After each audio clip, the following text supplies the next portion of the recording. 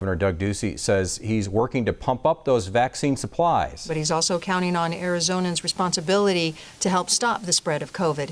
In an interview you'll only see on KGUN 9, Craig Smith talks to the governor about his actions so far and what he wants to see next. It's a situation no modern governor could anticipate, a deadly virus killing the people of his state.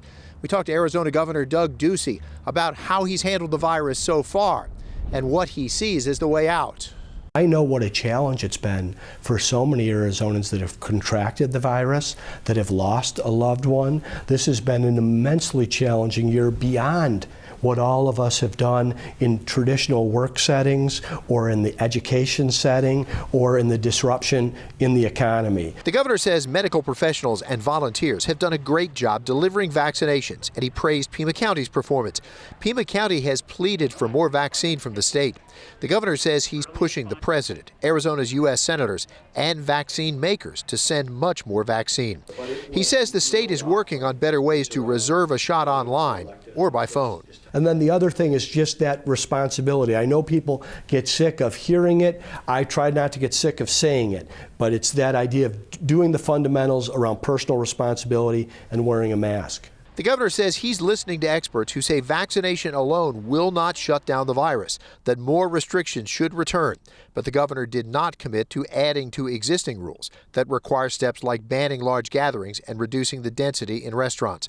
The governor says part of the reason he made teachers a priority for vaccination is he wants schools to reopen for in-person classes.